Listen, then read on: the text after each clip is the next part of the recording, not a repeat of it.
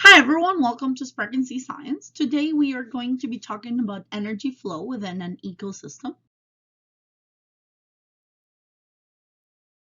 These are the standards that we're going to be covering. As always, you want to focus the most on the ones that have a little star. In this case, it would be 17.9 and 18.12. And we're going to talk about them separately in two separate videos. These are the objectives we will be covering in this lecture. Just as a recap from our previous lectures, we talked about the levels of organization and ecology. We said the smallest one was an individual. That is one single organism that lives in a place. And if you have more than one individual living together in the same place, then you have a population. If you have multiple populations living together in the same place, that makes up a community. If you add on top of all of your population your abiotic factors like water and rocks and soil and weather and sunlight, then that makes up an ecosystem. And if you go a little bit higher up, you're going to have your biomes, which are kind of like a type of ecosystem with similar vegetation, similar weather, similar fauna. And if you go one step up, you have the biosphere, which is pretty much the whole planet, everything that is alive in the planet, all of the plants, all of the animals, all of the bacteria, fungi, and it also includes the habitats they live in. So all the land masses, the oceans, the weather, the sunlight. So all biotic and abiotic factors that make up our planet comprise the biosphere. Up until now, we've been focusing on relationships between organisms and how they interact with their environment. So, how different changes in the environment affect organisms. Today, we're going to start talking about more interactions between organisms themselves. And we're going to look at things like predation and herbivory. And we're going to look at how energy flows through your ecosystem through these types of interaction. And the way we summarize this, it's usually with a food chain. You've seen them before 100 times. They kind of look like this. So a food chain starts with your producer. That is an organism that is able to produce its own food, most of the times from the sunlight, but we do have some animals that don't produce this energy from sunlight, and we're going to talk about them a little bit later. So plants, in this case, they take energy from the sun and then take some water and some carbon dioxide, and they perform photosynthesis in which they make their own energy. They make ATP. And that makes them producers because they produce their own energy. Now, your primary consumer, notice it says primary, so it's the first one, and consumer, it means it consumes another organism. So it is the first in the food chain that consumes another organism. In this case, your producers. Being a primary consumer automatically makes it a herbivore, unless in this food chain, the ones that start with plants. That means that grasshoppers or any other primary consumer exclusively consumes producers. It doesn't eat anything else. It doesn't eat other animals, just producers. You have a secondary consumer, which is the second one on the food chain, and this ones eat primary consumers. Tertiary consumers eat secondary consumers, and I mean, you can tell that if it's eating secondary consumers, then it's a carnivore. These guys are the secondary consumers. They could be omnivores, so they can eat plants too. But since they already eat primary consumers, we categorize them as secondary consumers. And then all the way at the end, you got your quaternary consumer, which eats tertiary consumers. So your quaternary consumer, which is in this case called a final consumer, it's your whoever's on the top of the food chain, the animal that doesn't get eaten by anybody. Doesn't mean that when the hawk I don't know, gets hit by a ball of hail and it falls down and something is going to eat it, but it means that things don't regularly hunt and kill hawks. Now, anybody that's on the food chain at any point, when they die, they're going to be decomposed by bacteria and fungi, which are going to break down the molecules that make up their body, and they're going to turn them into just inorganic chemicals like carbon, nitrogen, oxygen, sulfur, phosphorus, and so on. And then these nutrients are going to be used by plants to make their own energy, and then the cycle continues. Now, it's usually not this simple, like shown in this picture. Most of the times we have a little bit more of a complicated picture. And what gives you a better idea of what's going on in your food, in your ecosystem, with which organisms are eating who, and how is the energy moving, is a food web. And a food web is going to be just a bunch of food chains put together, and it looks something like this. This is a better representation of what's going on in an actual ecosystem.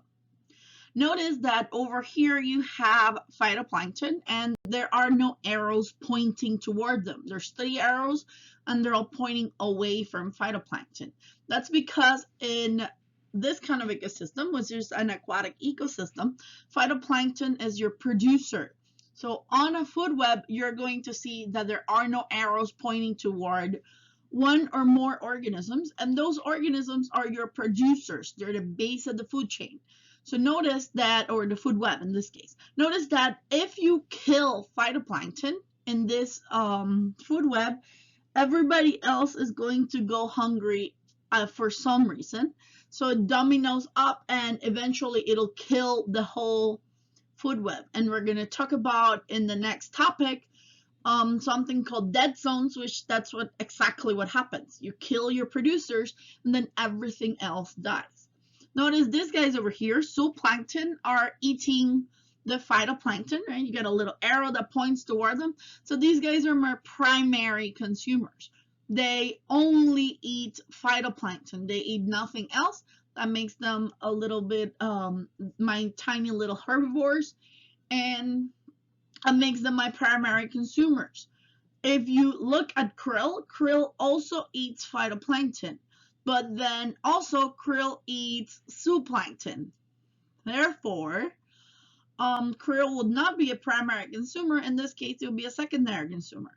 So you go from phytoplankton to zooplankton to krill. Then let's say you go to salmons, which would be my tertiary consumer. And then you go to seagull, which would be my quaternary consumer. And then you go to a fox, which would be the 5th consumer in the chain.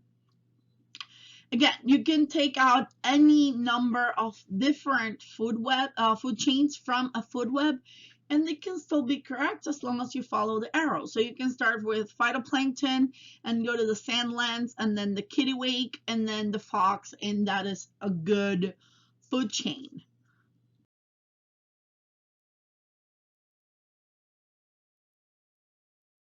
Also notice that there are no arrows pointing away from the fox. All arrows are pointing toward. So these are all animals that the fox eats on a regular basis, but there are no arrows pointing away from the fox, which means that there are no animals eating foxes in this food web, in this ecosystem, meaning that for this food web, for this depiction of this ecosystem, my fox is my apex predator. Just to recap, we talked about the different trophic levels. We have producers, and my producers are, again, those organisms that can produce their own energy, either from sunlight or from inorganic chemicals. We talked about all of my consumers, and they are organisms that need to consume other organisms in order to get energy. Doesn't matter if they're primary, secondary, tertiary, quaternary, they still need to eat something else in order to obtain energy. They're consumers. That's what the word means. You also have an apex predator, which is whichever consumer does not get eaten by somebody else. So they are on the top of the food chain. And you have your decomposers, whom eat everybody on the food chain. No matter where they are, when they fall dead, they're going to be decomposed by these guys, and then the inorganic nutrients that the decomposers make are going to be used up by the plants to make their energy, and then the cycle begins again. Aside from assigning categories such as carnivores and herbivores and omnivores, and dividing them into different trophic levels, we have two more very important categories that we divide organisms in based on what they eat. They'll be autotrophs and heterotrophs. I'm going to tell you a secret about scientists, and you can't tell anybody, but scientists are not very creative.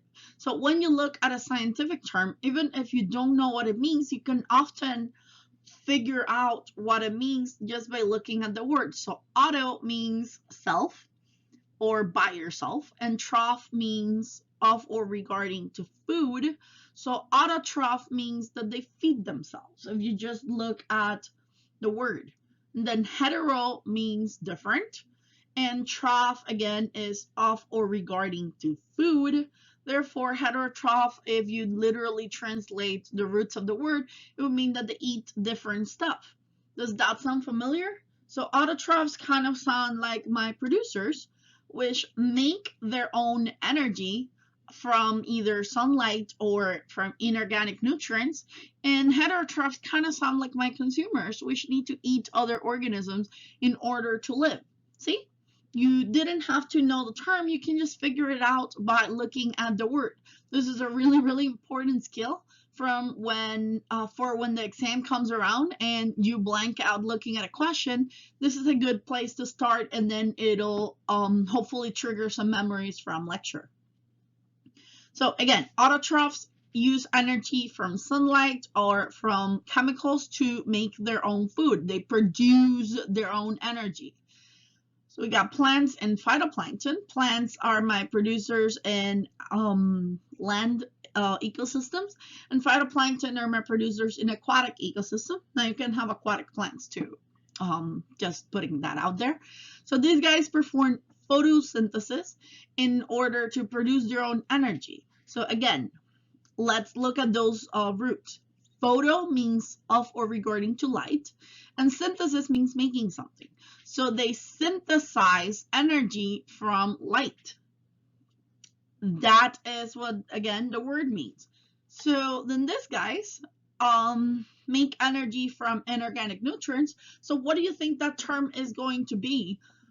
Again, keep in mind that scientists are not creative, so it's probably going to look a lot like this one, and maybe just change the first term. So they synthesize energy using light.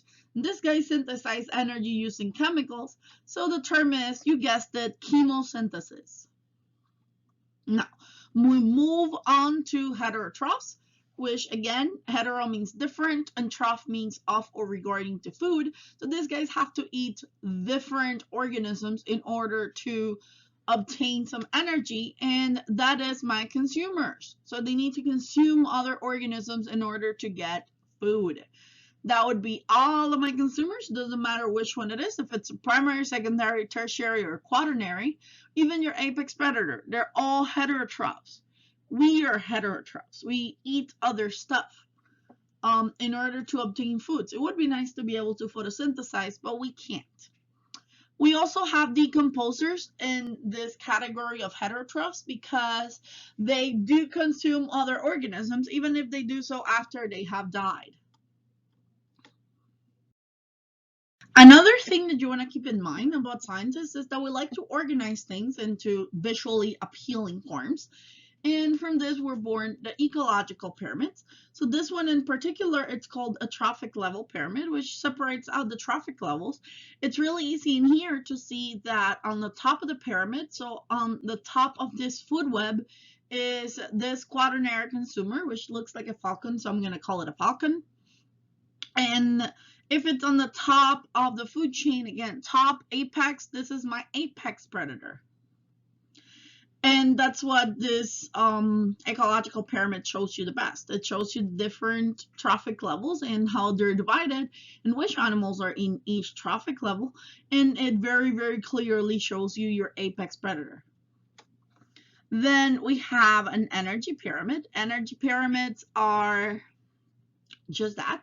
There's a pyramid that shows you how the energy moves from trophic level to trophic level. This is a really important concept. Just notice that in here it's actually giving you numbers. It's not just giving you the different trophic levels, but say this little plants over here, which are my producers, they're going to get 1,000 kilocalories of energy from the sun. Kilocalories is the unit in which we measure food energy. So they got 1,000 kilocalories of energy from the sun, and out of that 1,000 kilocalories, only 100 are going to move on to the next trophic level when these primary consumers eat the plants. So they only get 100 out of 1,000. That means they get only 10%. Everything else is lost to the plant's metabolism as heat. If you move up one trophic level more to your secondary consumers, then these guys are only going to get 10% of their previous trophic level. So out of 100 kilocalories from that initial amount of sunlight that the plants got, then these guys get 10 kilocalories. And your apex predator, or your, in this case, as a tertiary consumer, is only going to get 1 kilocalorie out of that unit of sunlight. So you lose most of it, and only 10% of it moves to the next trophic level. And this energy is, this pyramid is very closely related to the energy pyramid.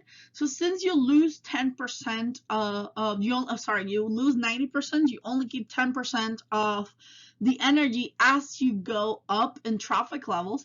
You can only support so many of each organism.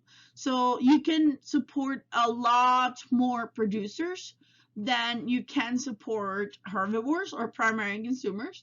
You can support a lot more herbivores than primary carnivores or secondary consumers, and you can support a lot more primary carnivores or secondary consumers than your top carnivore or tertiary consumer, which in this case, again, it's also the apex predator, because so much energy is lost that you cannot have so many links on that chain. This is called a biomass pyramid, and biomass pyramid is just that. It's mass of living things. Remember, scientists are not creative. Bio, life, mass is mass, weight. Unless you're in space, then they're different. But as long as we stay in Earth, mass and weight, we can use them interchangeably. So you can have this much stuff down here as on your producers, this much mass. And then as it goes up, you can have less and less. Just remember, when we talked about interactions between organisms and their environment, we said that if we have too many herbivores, you're going to eat all the plants, and then the plants are going to die, and then the herbivores are going to die because they have no food, and then your primary carnivores are going to die because they got no food, and then everything else just sort of dominoes up, and the whole ecosystem dies. So you want to have enough of each trophic level to feed the next trophic level and also to support itself. So you need to have enough plants so that your herbivores can eat plants enough to be healthy. And also you need to have enough plants so that the plants can survive to the next generation despite being eaten by the herbivores. Same thing with the herbivores. You want to have enough herbivores to feed your primary carnivore, but you also want to have enough herbivores so that they can reproduce and have a next generation of herbivores, so that the primary carnivores are not going to go hungry in the next generation because they ate all the herbivores, and you get the picture. Okay, so we talked about this stuff in population dynamics. Remember, it's all connected. That's all for now. Science bravely.